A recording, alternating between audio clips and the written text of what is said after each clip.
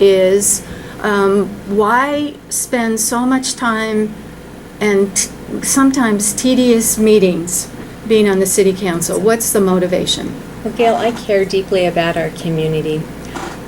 I want to make sure that the community of 50 years from now has the values that I and so many of our community want to embody. I got interested in planning, which is the real basis of city influence, when being involved in Chico Velo Cycling Club. And I like to meet people. I've had a career in civic engagement at CAVE and bringing people together to find out what their interests are and how I, as an elected official, can help them realize the change they want to see. Tell us a little bit about your history on the city council. When did you first serve? When were you mayor? When did you run again? Mm-hmm. I was elected in 2004. The council at that time had 2 vacancies in the progressive side. Colleen Jarvis had just passed away, and Dan Winton had decided not to run. And I was asked by Dan if I would consider running. And probably 4 days before the papers were due, I went around, got signatures, and I started running. It was a great way to meet people, find out what issues were, and I was elected. In fact, I got the most votes on that very first election, and that was just amazing. I ran again in 2008 and was also reelected. This time, that felt like a more satisfying win, because the first time I ran, people were just taking, I guess, a chance on me. But the second time, it was a reaffirmation of this. They like the decisions that I'm making and the work that we're doing. So I ran for re-election twice. After that, this is my 4th term. I was mayor for 2 terms. The council selects a mayor to serve for 2 years, and so I was mayor from 2008 to 10, and then from 10 to 12. Does the council pick based on votes or just who they want? It is based on what the council majority wants. Yes. Mm-hmm. Some cities do it by who got the most votes in the last election, but the council may choose whoever they like to be for mayor. And Chico has a city manager who's a paid full-time professional? Yes. The city of Chico has what we call a weak mayor system, because we do have a full-time professional city manager who brings a depth and breadth of experience with him. And city council is considered a part-time job, but I feel like I'm on the clock all the time. I bet. Yes. There are some city council members that may not have to work, but most of city council members have a full-time job. Mm-hmm. And what salary do you get? My net take-home pay for council is something in the order of $590, and that includes a telephone allowance. So just $595 a month? Yes, you say just, but that helps me make ends meet, so I'm very grateful for that. Yeah. $500. Yeah. Okay. And then, as mayor and as city council, how closely do you work with the city manager? Do you have meetings together all the time, or you call him up and say, what do we do about this, or what's the relationship? I just texted the city manager about 20 minutes ago on a question that I had. When I was mayor, I met with the city manager at least weekly, and then we would get together to plan the council meeting to make sure that the agenda, that I knew what was going to be on the agenda so I could manage the meeting, that we had it timed correctly so that we were able to meet in our allotted time. Yes, it's a very fluid relationship. Calling city manager, I feel very good about giving us updates. He and other city managers I've worked with have a philosophy of don't get ahead of your council. He tries to make sure that we know what's going on because he understands that we're getting asked by the community on issues. Did you see any difference in what your constituents were interested in 2004 and when you last ran, in terms of what's on their minds? Yes and no. I think everyone is concerned with quality of life. When I was first elected, Tom Lando, city manager, said, well, I said, could we meet so I could get some information? He said, you're smart, you'll figure it out. Tom was a very, he provided information to us as well, but he understood we were bright people and we could figure things out. He said, keep in mind, people are interested in Bidwell Park, public safety, and good roads. So those issues are still on the forefront. However, in 2004, that was pre-recession. We did not have people homeless on the streets.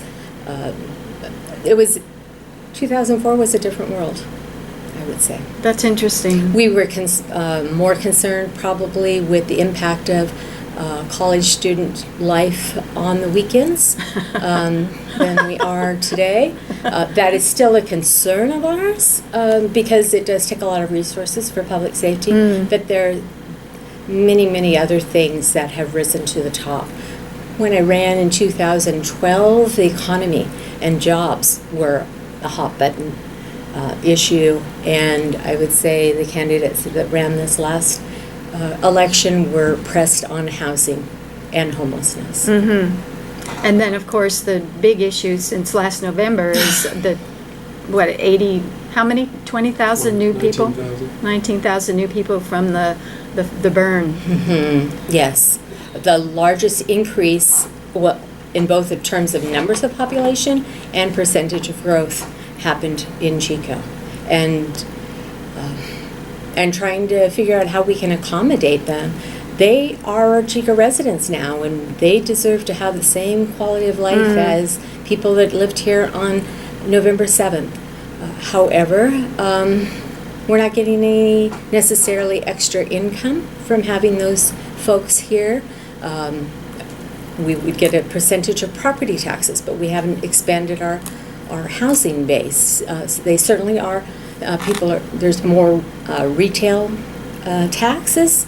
We have made some increases in our hotel taxes, but there again, after a 30-day stay, the taxes aren't collected any longer.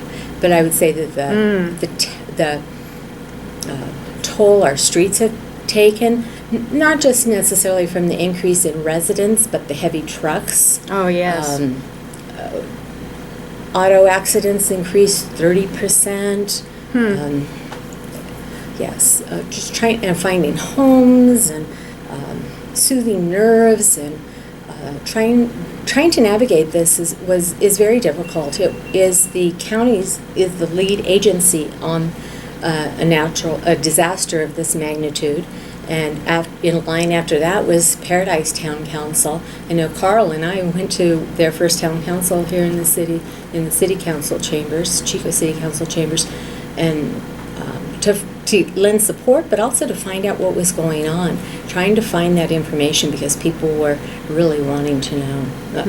During right after the fire, I found that out by just going out to different locations I knew people were in, the animal shelters, the Walmart, community meeting groups, the fairgrounds, just to try to find out. Things were changing so quickly. And they still are changing quickly. We're trying to see what we can do to provide more public safety, housing, services. Yes, our council meetings have been lasting very long. Yeah, there's a lot of issues to take care of. Scott Huber, you're newer than the city council than Karl and Ann. What made you decide to run? Yeah, I definitely feel like the freshman counselor here. Then, of course, we have Aaron, who's a future counselor. So, what made me decide to run? Well, I would say it started November of 2016.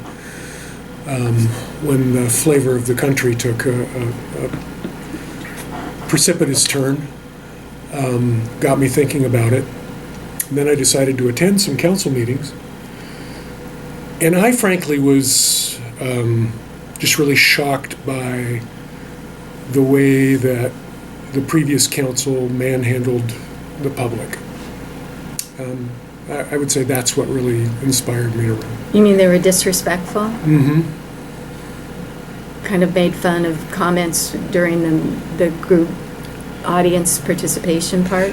Yeah, and they definitely didn't do anything to encourage public input, and I think that's one of our responsibilities is not to just allow public input, but to actually encourage public input, to ask people to participate in the process.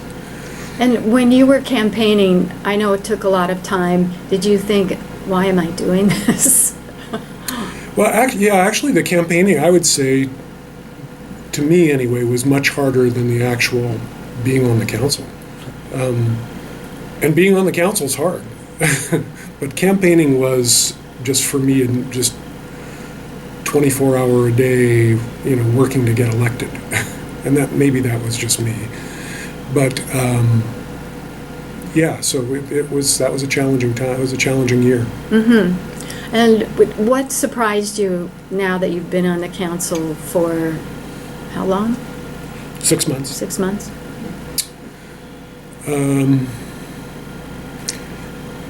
Well, I guess I'm not completely surprised, but I'm really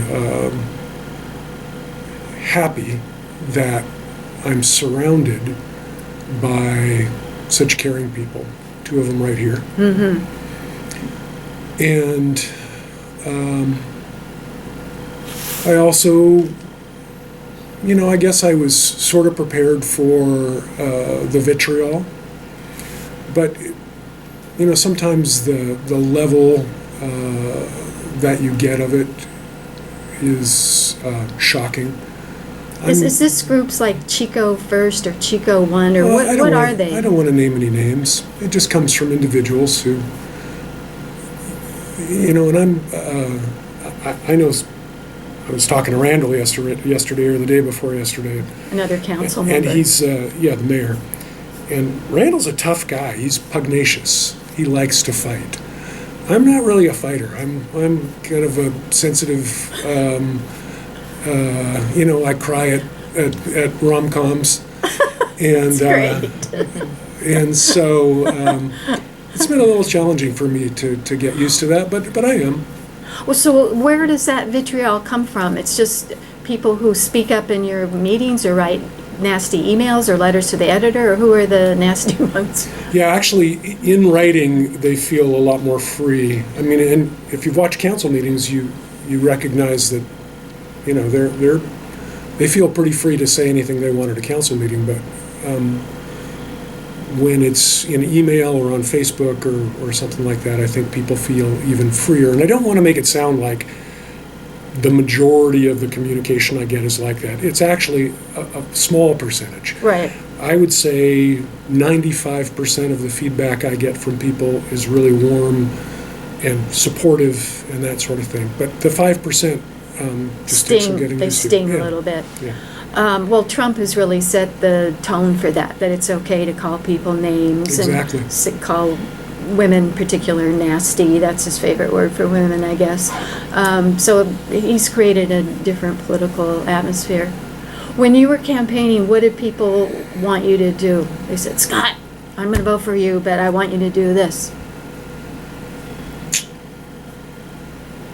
Well, I think that once you sort of stake out your positions on things, then people just expect you to honor what you've stated that you're going to do. And so that's pretty easy. You have to think about it before you do it. You have to make sure that you're saying the things that you really mean before you start out. One of the things you were in favor of was medicinal marijuana would be available to people. Is that right? Yeah, absolutely in favor of medicinal, and I've been supportive of recreational cannabis as well. And is that moving forward, or where does it stand now in the city? It is moving forward. It's in its own committee now. It's they have their own meetings. It's a public advisory committee. I think around a dozen community members involved. And I think we absolutely did the right thing in tasking that to community members so that they can then bring back and, show us what sort of standards they feel the community can support and deserves. Well, there's models in Colorado and places like this, so it's not reinventing the wheel, right? Right, yeah. Washington. Oh, we have them right here in California. California has guidelines. What's like Santa Cruz? I don't know, San Francisco, who has? I imagine Santa Cruz does, but right up here north of us, Shasta Lake. Shasta Lake. Oh. There's a number, I think there's, in the dozens of California cities that have legalized, or that have created regulations around both recreational and medicinal marijuana. Okay, let's go to Karl. You're a veteran of this business. What made you decide to run it first, and then why again? Well, I guess in perspective, I'm 68, and I was elected to the council when I was 26 years old, Oh, yeah. and served 2 terms and a term as mayor, and sort of quarterbacked the campaign in '83 that got us our first real progressive council. We had some good councils before, but that with the Dave Gazzetti, Shelton Enix, Marty Worley council was, I think, really ushered in an era. I ran when I was like 24 for community college board. I've always been involved with that. Maybe it's coming from a family of 14 and being engaged in all that. You had 14 siblings? I have 13 siblings. Yeah. Oh, my goodness. What was your birth order? I'm a middle child. These guys are a little over modest, and I just want to point out, has served longer than anyone in the last 50 years, and is our first, in 50 years, our first 2-term mayor. And this gentleman, Scott, is a former school board member, so he's not all that a neophyte. But after my 2 terms on the council, we were summarily defeated. We lost 4 full seats. If we had just won one of those seats, we would have maintained a majority. And it was a lesson that we can't be complacent, and that as we serve and as we shake things up, we're creating opposition, or we're encouraging opposition. That campaign where the 4 of us was defeated was one of the ugliest things I've ever seen, where big money, local congressmen provided staff for the campaign, polls were done, and issues were created regardless of what the council said. We had just discovered water contamination per chlorethylene and tetrachloroethylene, just discovered it, and we were of course blamed because the polls said that that's what the public was concerned about. So I had 30 years since then where I've been a community organizer. I've had a full-time career in affordable housing, but if you needed lawn signs out, if you needed door hangers hung, that's what we did. And I heard both of these folk talk about their individual reasons for running, but I think there's that other reason, that we're in a community of activists that support us. I ran on the shirt tails of Jane Nolan. Jane put together an amazing organization in '76 when she ran and lost her first time for county supervisor. Bob Mulholland and others came in and organized, and so we had a base. And I remember when Ann first ran, we needed to narrow it to 2 people so we didn't waste our votes, and that's what we do. And it was Ann and Andy. Welcome. Yes. And it's, Combination. that really is. The second time around, after these many, many years, there was doubts whether or not I would do it again. Linda has not all. Your wife. She saw the toll it took on me. And I have to say, honestly, personally, right here, that I just survived cancer. It was a low-grade lymphoma, took just a little radiation, it was all gone. But I think I was allowed a bucket list. And, I've been very appreciative. I'm very appreciative and humbled by being a council member, but that my wife would also be willing to take that on. And it's been tough. The suit against me for Move the Junkyard and now the recall. I'm sorry she has to go through that. It's been really a shame. Right. Well, who are those people that are so caring that they want to recall you because of your concerns about safety?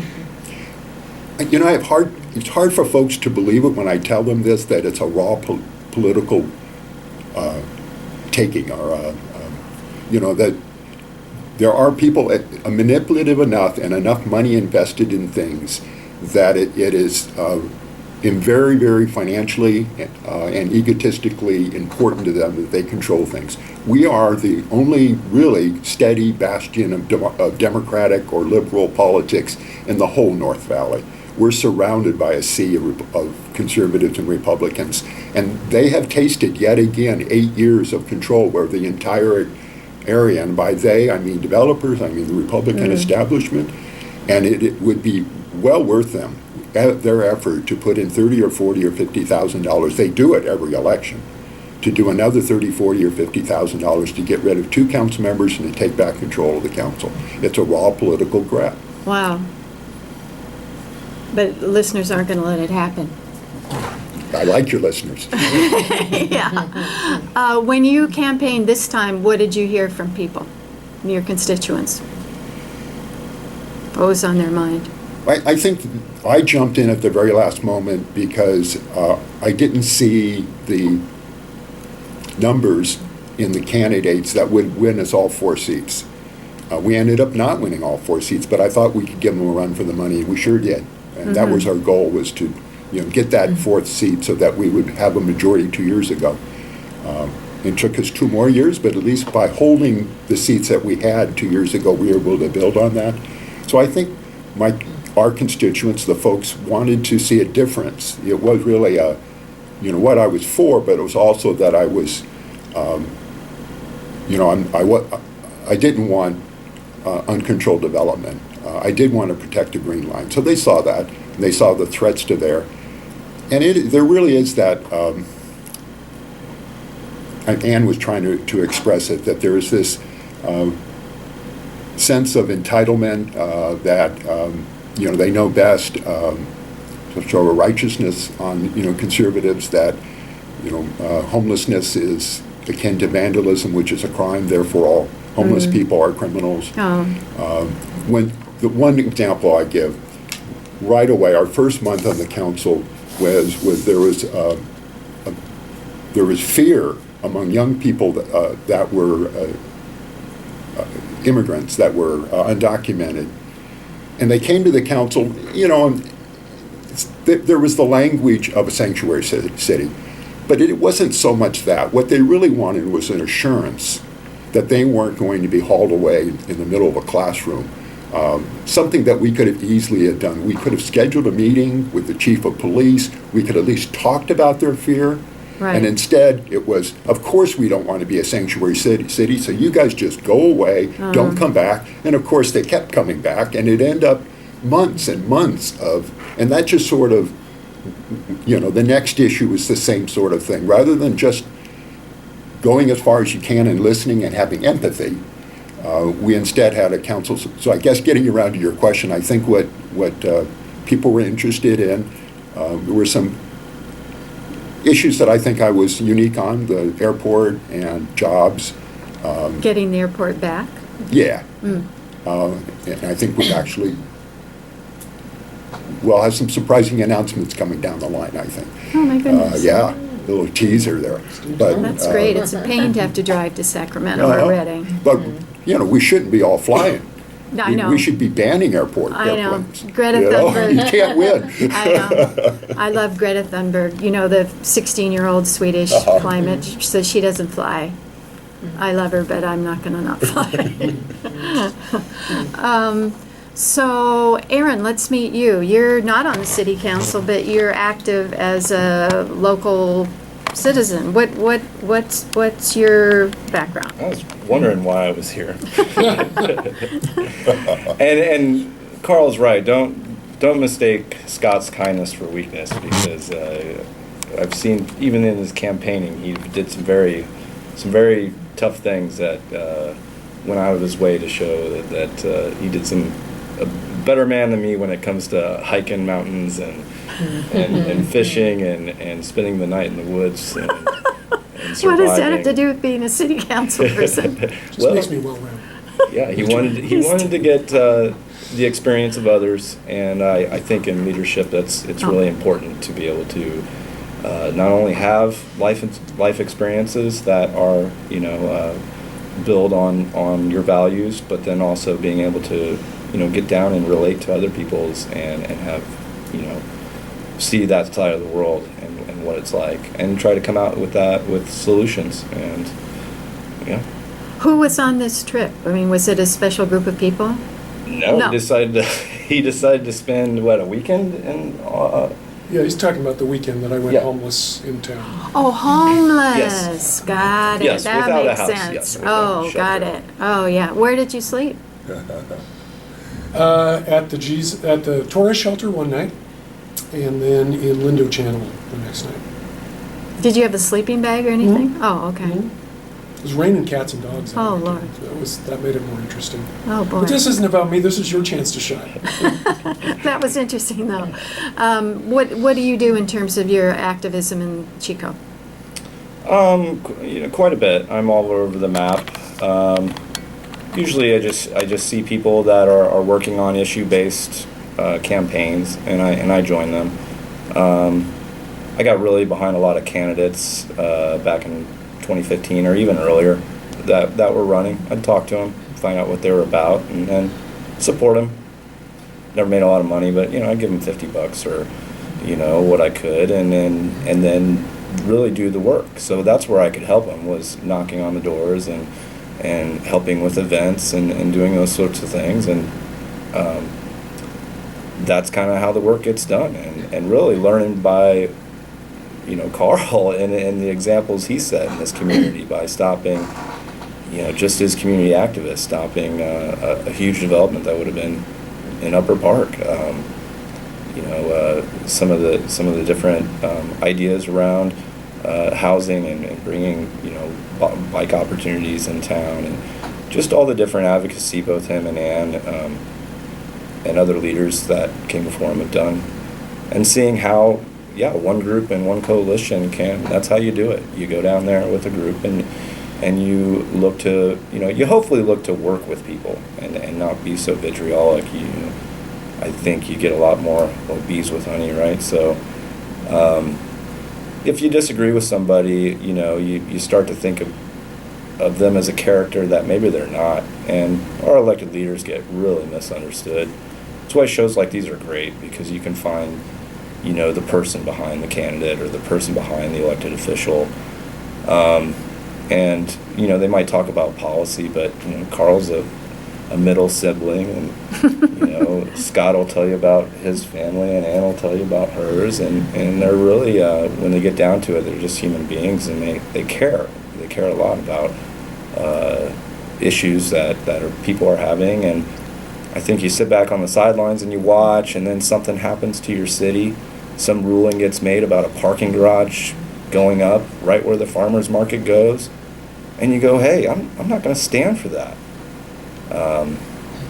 Iconic water towers being taken down, you just get that call, and if you're passionate enough about that issue, I mean, sure, you can get some supporters, you can get some following, and then ultimately you got to find people to work with on your issue.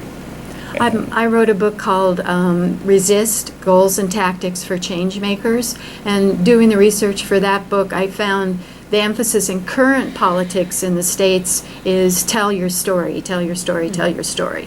So I guess that means put a human face on this principle that we're talking about. What does that mean to you? Oh, I guess on the campaign side, when I try to help people, it's about authenticity. You want somebody that's authentic and consistent, very consistent with who they are as a person. I look for that in candidates. That's true. Flip-flopping is a dirty word to call a candidate. Yeah, I mean, it's probably a lot harder. I'm not an elected official than it seems. Probably acted different in front of this microphone right now than I do in person if we were sitting in a bar. Hell yes. So I'm sure it's a hard craft to master, but I that comes with the job, I'm sure. You have to be careful not to offend people. You have to be careful not, especially if you're coming from a place that I respect you at, then you really need to be careful about how you protect individuals, and your points of view need to be, clearly in the message to to make sure that, all individuals are looked after. And, Scott's right. The last council did some things that fired me up. There were times that I still thought, yeah, well, we can go in and we can work with these people. There's certain things that, you hear that term that, well, this side and this side, I bet if you got them together, they would agree on some things. So, in our current political situation, you kind of throw that out the window a little bit. But I imagine a time where conservatives will go back to being conservationists. They once were, and they've gotten, like Karl said, manipulated and scrubbed into thinking environmentalists are the enemy, and people who were just like them 30 years ago, just trying to conserve and save bald eagles or recycle, or somehow... Or save the planet. Or somehow in danger of taking away some privileges they have, or some type of equality that they feel they're owed more than others. And that stuff gets me fired up. But a lot of it comes to union activism, and growing up in Peoria, Illinois, seeing some of the plight because of housing zonings, seeing a highway run through an area, a low-income area, and further taking that area downhill. Seeing strikes, huge factories striking, and understanding that with a coalition of people, wow, you can get a lot of work done.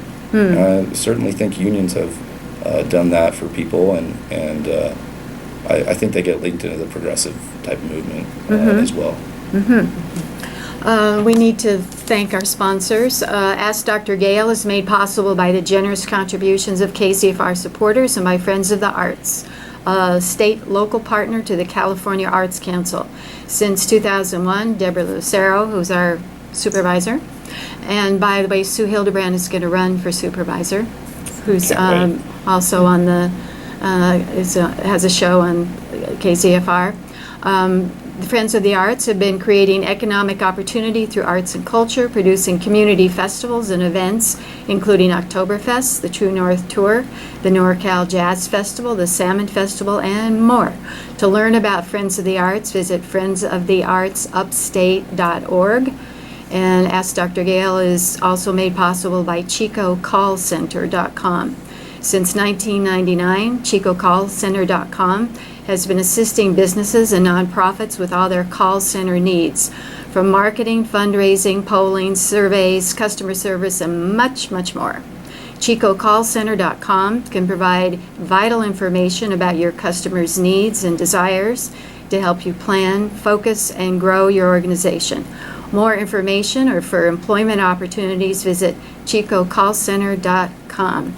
So Ask Dr. Gayle is on the second Thursday of each month. In July, Sandra's going to do the show while I'm taking my little Soren off for a trip. And she's going to do it on services for the handicapped, and we'll have people who are disadvantaged on the panel as well. And then in August, I'm trying to do a show on women in non-traditional careers, but I can't get anybody from police or fire who's female to get back to me. So we'll see. If not, I'll do it on people who are homeless. And why don't you tell us what the Chico city budget is, just so we have a sense of what the city's primary responsibilities are and how much money it has to fulfill those responsibilities. Well, our general budget is just over $95 million. And then in addition, we have a capital expenditure budget, which is close to $40 million. What does that mean? That is money that is set aside for fixing roads and bridges, things that are built that take. So operating is the day-to-day expenses that are, and the business that City of Chico is in is service.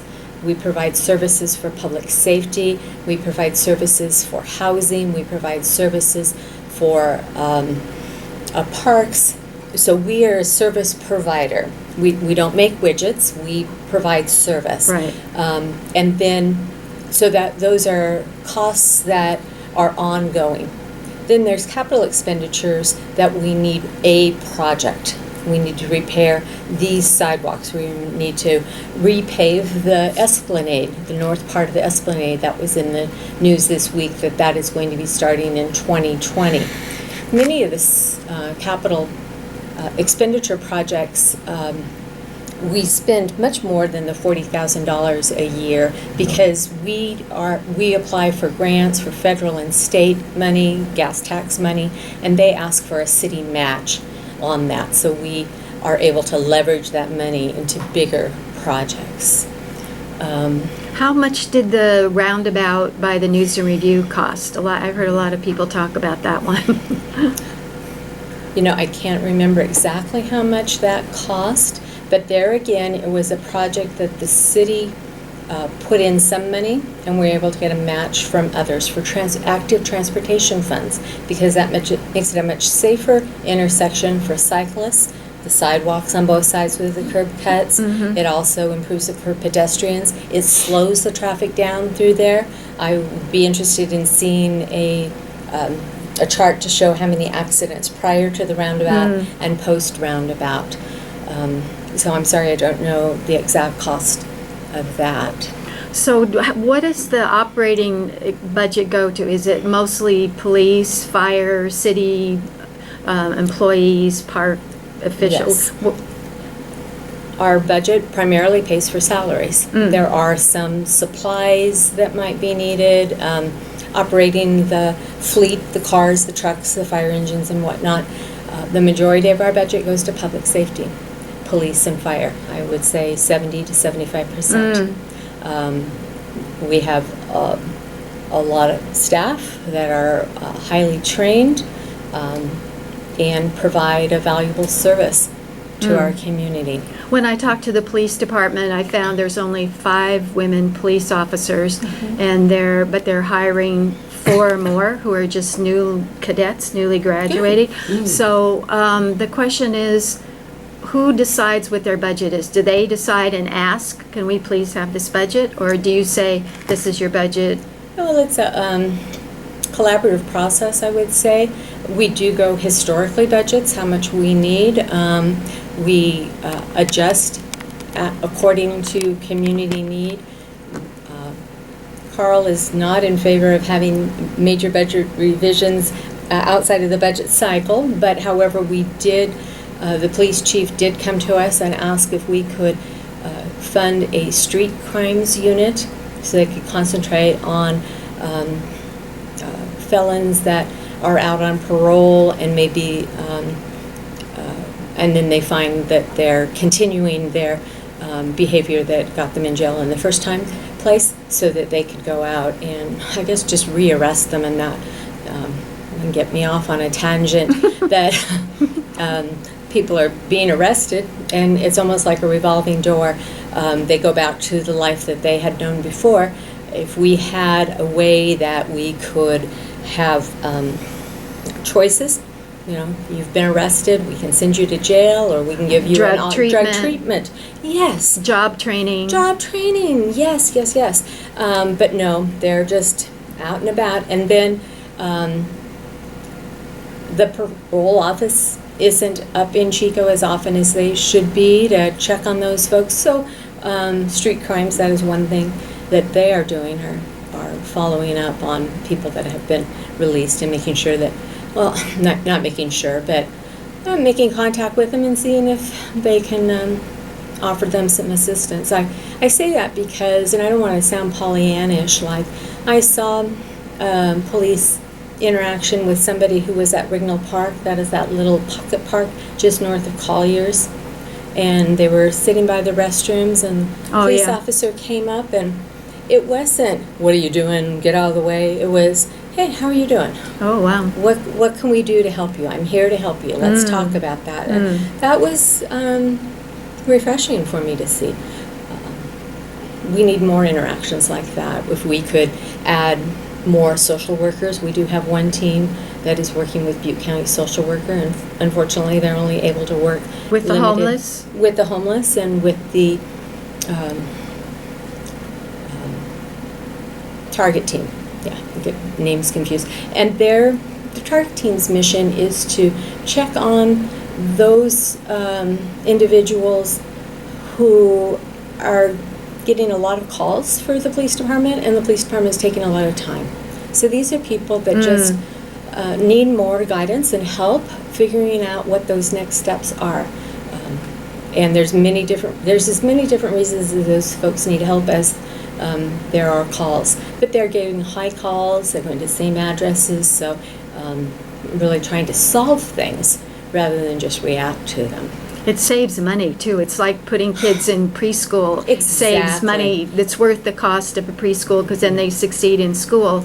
Hello, let's... And not just in policing costs, but hospital costs. It's very expensive to use emergency rooms, and yes, so if we can work on getting that cost. So kind of got off track on the question you were asking about budgets. How does this how city- does that come up? Yeah. So historically, how much those departments have used. When we went through the recession, it was the first time in the city's history that we ever laid people off. But it was really looking at what do we need. And in the last couple of years, we've been strategically rebuilding our city staff. Maybe not just replacing with what we had, but where are the greatest needs. For instance, in this last budget, we have one more code enforcement officer, so we have 2 code enforcement officers. So they are the folks that can go around and encourage property owners to take care of their property. We added a person to our parks crew. I believe that was in the street trees division. We also added one more firefighter. We also added a public information officer. And a lot of people tell me, is that crucial? Shouldn't we have hired someone for the parks department, or more training for the police officers? And in my opinion, I think it was a very good move. Prior to the campfire, we had no social media presence. And we had a public information officer when I was first elected to council. And since 2004 and 2019, the way people communicate and get information is very, very different. So the public information officer will be able to tell our story and invite people in to hear what that story is, and communicating with people the way they're coming into the 21st century. Speaking of 21st century, there's a municipalist movement that's kind of headquartered in Barcelona, where they think, we can't change the state, we can't change the province, we can't change the national government easily, but we can really use the local area as an environmental, in the vanguard. We can have neighborhood assemblies, we can have deal with issues that are in Barcelona. It's like street vendor immigrants are a big issue. So my question is, what would you like to see the city do besides security? I think the question should be, what does the community want? And that would be my responsibility, is finding out what they want and how we can make that change. And that a prime example of that is the climate change initiative that we just enacted. It was a grassroots movement of the city of Chico in 2006 did say we want to be more sustainable, and we had a sustainability task force, but that was 13 years ago. It was time to revive that. So it was a group of community members at a grassroots level that came out, and they spoke to a lot of council members, and I said, I'll take it to the council. So that's one of the ways we can do it. I did that with the Diversity Action Plan. I saw that people were not feeling that they were part of the community. When you have power and privilege, you don't see that others don't. Not all of us do, but it's very easy to say everything is going along fine. I don't know. It's easy to go to a council meeting. It's easy for someone to hear. Hop in my car and drive someplace that I want to go. Yeah. Yes. But if you don't have that privilege, or if you don't have that family experience, or know how to do it, it's a completely different viewpoint. So I was working with some community folks, and I actually heard the CEO at Inlow talk about how they were hiring physicians, and they had recruited East Indian physician. He and his wife came to the hospital. They were having a wonderful interview. They said, we want to go have lunch and talk about this a little bit. They walked downtown Chico and heard some racial slurs. Uh-oh. Went right back to the hospital and said, No, thank thanks. you. We will never come to Chico. Oh. And that struck me as we need to do something. So with that diversity action task force, we created a plan. However, when a new council came into office, other priorities came up. So how you make change? I waited till I could see that that was going to be supported by other council members, and it could. We had to relook at it and find simple things that we could do, knowing that we're budgetly constrained, but at least having some goals for a year and succeeding on that. And I think the city needs to be a leader. We can't enforce how the school district is going to operate or how that business is going to operate, but we can be an example and show that to them. For me, the diversity action plan was part of that sustainability, equality, or equity piece. You know, it's really easy to see the economy or in the environment, but what is that equity? And so the diversity action plan was a way for us to measure our progress. And it could be simple things like posting signs in Spanish and Hmong so that people have that access to government, that we create environments that people feel comfortable coming to the city council meetings and speaking. I remember the first time I ever spoke at a council meeting, I was shaken, and I think it was You were Mary. like 5 then. Yeah, I know. It was Mary Andrews, and she was quite comfortably talking, and she said something that kind of cut me off. And you know, I don't think she really thought of that, but that stuck in my mind of how we make people feel comfortable, how we notice people, and make them, give them the Respect. equity, the respect. R-E-S-P-C-T. Exactly. The city manager, and this is several years ago, would always go to the Chico Chamber of Commerce. I said, you need to go to the Hispanic Chamber of Commerce. I'm going there once a month. So, you know, just making sure that this is a community for everyone. I said earlier that now this is a community of people that used to live in Paradise. They did live in Paradise, but they live in Chico now. And we need to do what we can to find out what everybody needs. Scott, we can do community gardens, we can do neighborhood assemblies. What else can you think of that is progressive, that city government can encourage, that's other than safety and roads? Yeah, so I like your use of the term municipalist. You know, I like to say where the feds are letting us down and where the state's letting us down, we need to take matters into our own hands. I mean, why wait? So things like a cold weather shelter. Nobody else is doing that. Let's take it on ourselves. Low barrier shelter. Same thing. And low barrier means you could have a dog or... Low barrier typically means a wet shelter, meaning you can come in under the influence of alcohol or drugs. Oh.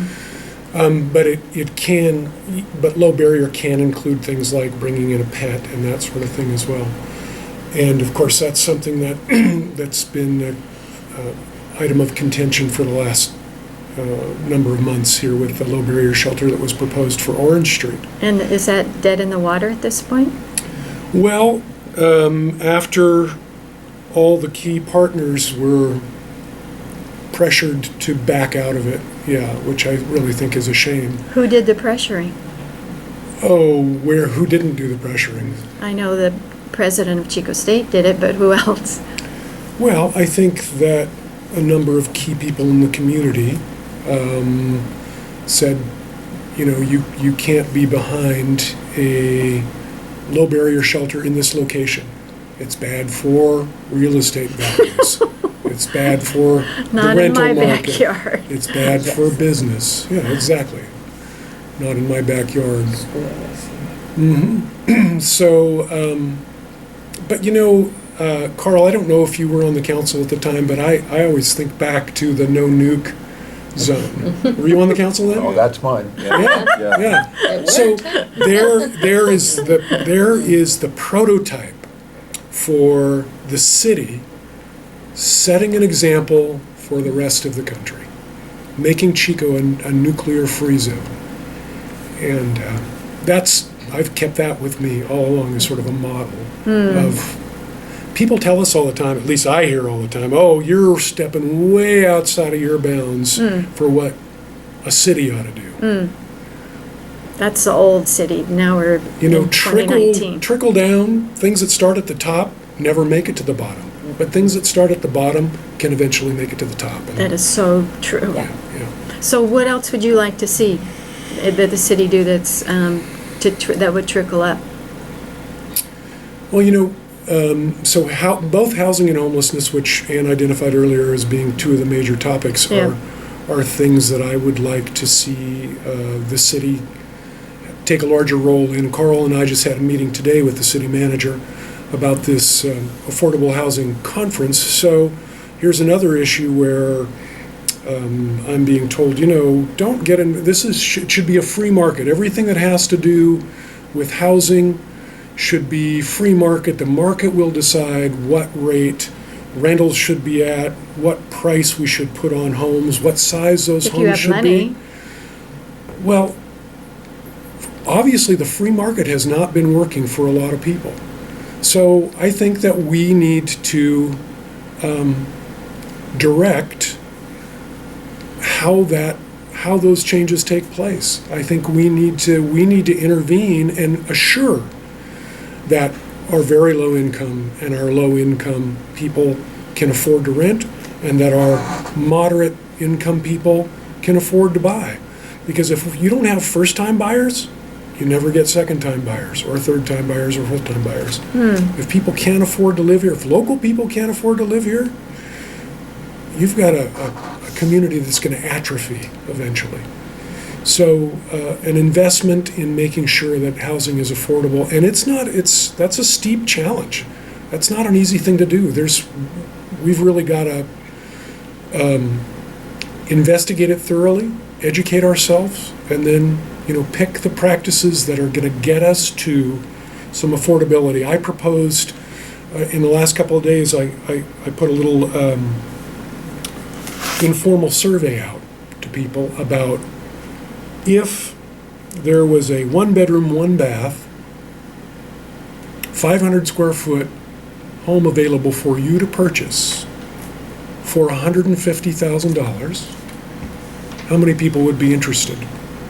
And I was amazed at the immediate response by people saying, mostly young professionals, young working people, saying, I would do that. I'd be very interested in that. Some naysayers said, wow, $150,000. I mean, that's $300 a square foot. But that's the reality that we live in. And unless you find some other models, there's a land trust model that we could look at where the land doesn't go with the house, so you're just buying the house. Maybe the city or some other entity owns the land underneath it. That could lower prices.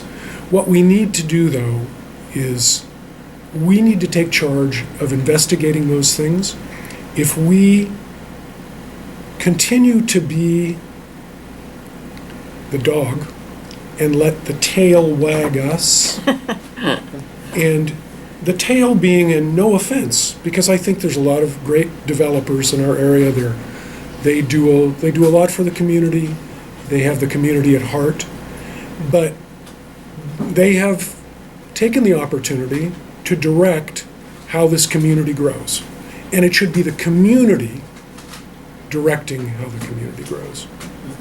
Right on. Let me go to Karl and see what creative, progressive ideas pop up for you and what else the city could do besides security and roads? So let me give you a different slant. Maybe, I was in Barcelona a year and a half ago. I felt that was great, my only European trip. Saw a lot of other cities there too. A week before the secessionist vote. And so I'm reminded that some of those leaders are in jail and some are in exile. In France, yeah. And then I'm also Belgium. thinking, well, what if Barcelona suddenly was next to an earthquake or a major disaster and suddenly had 25% more people in the city? Would they be still have the same priorities that you are talking about today? There are many things that I would like to have accomplished, or, you know, I guess I'm seeing towards the end here, but still to accomplish. And fortunately, housing has actually been an opportunity now as we're a bit more interested in it. So there is opportunity there. But much of what I was interested has to now take a back seat. You know, public safety is much more important now than it was 9 months ago. Just basic necessities are more important. It is one of the greatest insults that I've ever had was 2 weeks ago when the ER said that we turned our back on paradise. What a crap, you know, or a crock, excuse me, wrong word. Having said that, you know, when you mentioned that we enacted a nuclear-free zone. Well, that came up not from the council. It was a grassroots movement, and suddenly it was in front of us, so we did embrace it. And the next day, Johnny Carson says, hear about Chico, California, drop a bomb and go to jail. And we were national news. It's sort of the same thing with the most recent, that we should celebrate the climate change action plan. But almost everything that was in that climate action emergency and what people were expecting of us was already being done in Sustainability Task Force. So I'm sorry, I'm going to offend some people. There's some bit of a feel-good part of that we did this thing. That's fine. But, well, Feeling good is fine. there is consequences. It has fed into this impression that we're more interested in cannabis than paradise. We're more interested in electric vehicles than paradise. We're more, and I guess I'd leave with this thought, because things have changed. 2 years ago, the poll was done by the same pollster. She asked a sort of a ground, I don't know what you call that, but a question that wasn't part of the main poll, but it was just sort of gauging things. Is our city on the right track or not? 2 years ago, 57% said we were on track. Do you know what the percentage is today? 20%. What that tells me, I don't think that my policies over the last 6 months has had that kind of change. What it means is that people are more fearful. People that are from paradise are certainly more fearful. But even folks that live here, they're worried about their rent. They're worried about their job. They're worried about the economy. We have a very fluid, chaotic situation that people are taking advantage of. And it really has required us that we take a harder look at how to deal with the perception. And I hate that when we're being criticized for a perception rather than what we actually do. But it's the reality that if we don't deal with the fact, fearmongers will take advantage. And you wanted to comment on that. Well, just on that, if someone hears something 4 times, it becomes the truth. That's scary. Yes, it does. So, when you were asking what kind of things could we do need to find things that can lift our souls up, to be a better community and coming together. We are going to be allocating additional money to the arts, and the arts are a very healing process. Maybe it's not just painting or sculptures, but Murals. things and community Community involvement, art. and to show what neighborhood pride is. We have a lot. Neighborhood strength is something that's really distinctive. Do we about have Chico. neighborhood assemblies in Chico? We have neighborhood associations. We have the Canaan neighborhood north of Chico High, the Barber neighborhood, Chapman neighborhood, and probably Esplanade. Yes, so they're neighbors you know, where do you live? I live in the avenues, I live in the streets, you know, that. And another thought would be a youth council. Young people have great ideas. How do we get them engaged so that they can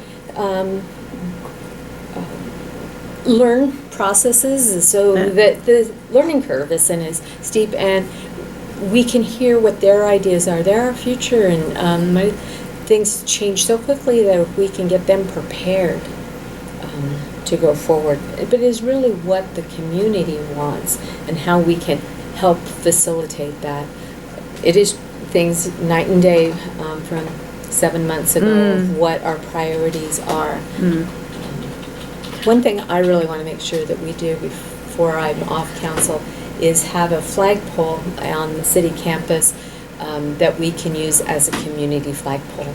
And so different organizations can sign up to have their flag in the week of that event. I'm sure there's Boy Scout Week, and there's Pride Week, to be able to fly that, to have people share what their symbol is. Part of the diversity program. Part of the diversity, Yeah. yes, fly your flag. Erin, in a few seconds, anything else that you would like to see happen that's not? I like cities that have kind of gone away from the single family zoning, and I'm not sure if Chico's done that actually. We have a great city that includes development that has different income levels in it. If you put people into groups, they're most likely going to, start to argue. Kind of, different things has taught us that. Psychology has taught us that. Everything. When you make people feel included and you're inclusive and you do celebrate diversity, what that can do to a community is bring it together, and you don't have one side versus the other. You have shared experiences, and it can take a generational effect to where you do have a more inclusive city, and you are more willing to feel good about other people's experiences and relate to them. And I think cities that have gotten rid of the single-family zoning have done really well in providing more equity for the community. Great. Ask Dr. Gayle has made